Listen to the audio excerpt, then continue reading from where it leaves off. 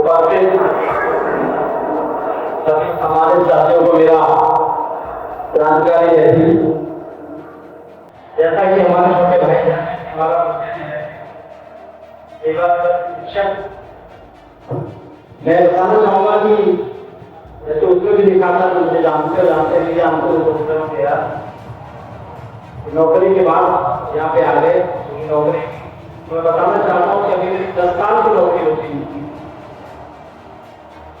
31 मार्च 2026 को मेरा रिटायरमेंट हुआ था, लेकिन मैंने सामाजिक न्याय की लड़ाई लड़ने के लिए 10 साल की नौकरी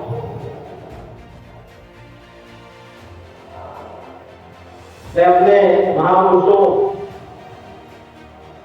फुले साहब, महाराज, बाबा साहेब, अम्बेडकर जी, बिरसा मुंडा जी और मानव गांधीराम साहब, तमाम अपने बहुजन नायकों के शिक्षकों में मैं श्रद्धासुमन करता हूँ। ये जो आज का हमारा अधिवेशन है, जो का आज का अधिवेशन है, अभी हमारे मुख्य अतिथि अमित साहब बता रहे थे जिस तरीके से पार्टी ऑफ इंडिया बनी, उसका कांग्रेस में विलय हो गया, में वापसी बना और समय के लोग यहाँ से जो महत्वाकांक्षी लोग थे, जो व्यक्तिवाद चाह रहे थे, व्यक्ति की पूजा चाह रहे थे, वो यहाँ से चले गए। संगठन के उद्देश्य पे बताया संगठन काम कर सकता है और इसके लिए हमें बड़े पैमाने पर स्वयंसेवकों की आवश्यकता है। एक विषय ऐसा है कि संविधान के सम्मान में जो महोत्सव है, मूल विषय आरक्षण भी है, क्योंकि आरक्षण भी है जिसमें देश के शोषित वंचित वर्ग को समाज की मुख्यधारा में आने का अवसर दिया और आरक्षण कोई गरीबी उन्मूलन कार्यक्रम नहीं है। इस देश में लगभग 1.5% सरकारी नौकरियां हैं, इसलिए देश का भला सिर्फ नौकरी नहीं हो सकता। उद्देश्य ये आर्थिक नहीं है, उद्देश्य यह है कि समाज देश की बड़ी संस्थाओं में प्रत्येक वर्ग का प्रतिनिधित्व हो, इसलिए आरक्षण की व्यवस्था की। अभी मैं एक जिक्र करना चाहूंगा आपसे। मार्च 2026 में एक सांसद सवाल जवाब में मुख्यमंत्री अर्जुन राम मेघवाल साहब ने बताया कि देश में 2018 से 2024 के बीच में उच्च न्यायपालिका में 715 जजेस की नियुक्ति हुई, जिनमें 89 जज ओबीसी के, 22 जज एससी के, 16 जज एसटी के और 33 जजेस अल्पसंख्यक वर्ग से।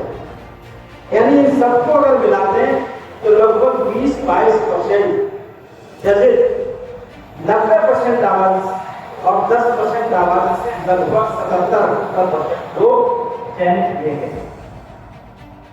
आप सुनिए, ये तब है जब संविधान का कानून है, जब लोकतंत्र है और जब प्रत्येक व्यक्ति को एक वोट देने का हक है, तब हमारे पास ये नाइंसाफी हो रही है। आज आप देख रहे हैं चारों तरफ लोगों में गुस्सा है, नाराजगी है, शिक्षा को लेकर के, चिकित्सा को लेकर के, सुरक्षा को लेकर के। 92 बार पेपर लीक हुए, बच्चों ने प्रोटेस्ट किया और शांति मार्च निकाल रहे थे। आप सोचिए 22 देश से बच्चे वहां बैठे हुए थे।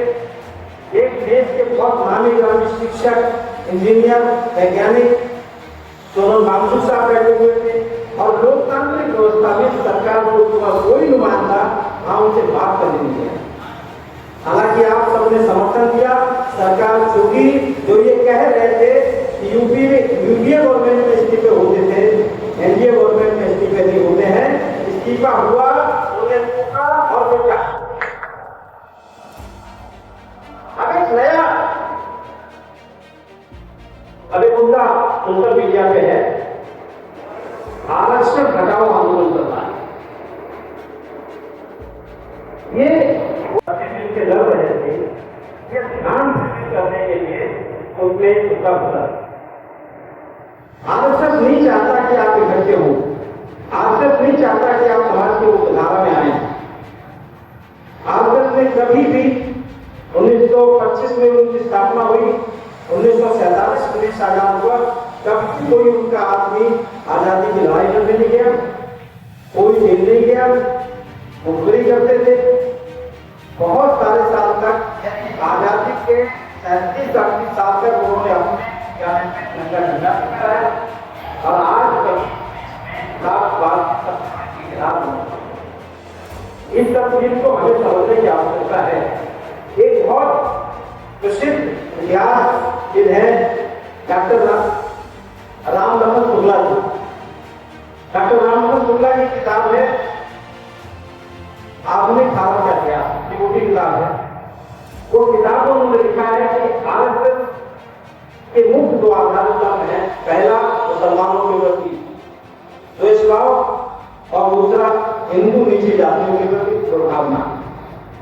यानी आप मान के चलिए आप उनके साथ काम भले करते हो, आप सिर्फ उनके लिए काम करते हैं, वहां आप अपने लिए काम नहीं करते। तो आप जो दिग्भ्रमित लोग हैं उन्हें ये कहिए कि उनसे दूर रहें, उनको ताकत देने की आवश्यकता नहीं। और आप सोचिए कि 1 लाख के आसपास स्कूल बंद कर दिए गए। 1 लाख स्कूल बंद करने के बाद प्रधानमंत्री जी कह रहे हैं कि हम देश को विश्व गुरु बनाएंगे। मैं जब छोटा था तो मेरे दादाजी ने शेख सिद्दी की कहानी सुनाया और मुझे लगता है शेख सिद्दी फिर भी अच्छा था, वो सिर्फ अपना नुकसान करता था। यहाँ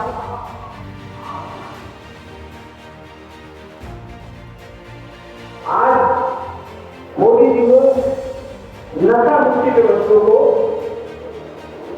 संबोधित किया कुछ देर पहले।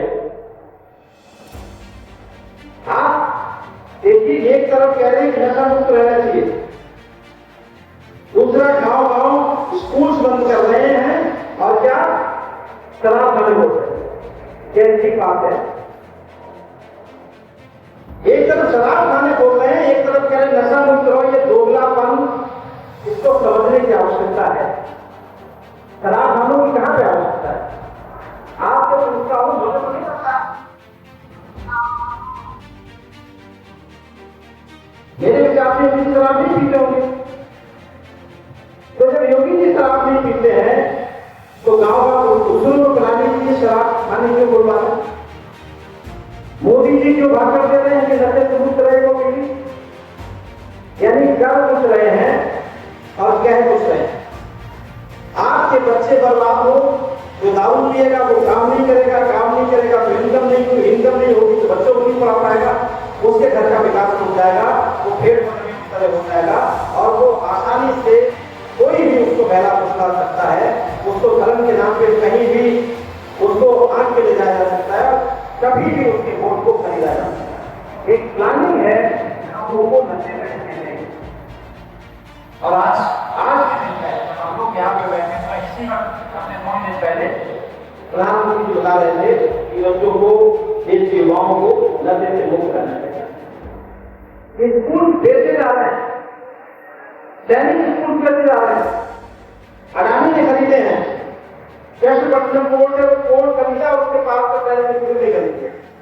तमाम यूनिवर्सिटीज में, सेंट्रल यूनिवर्सिटीज में, स्टेट यूनिवर्सिटीज में आरएसएस के लोगों को बिठाया जा रहा है, पूरे सिस्टम पे कब्जा किया जा रहा है और हमारे लोग बस में 5 किलो राशन मिलता है।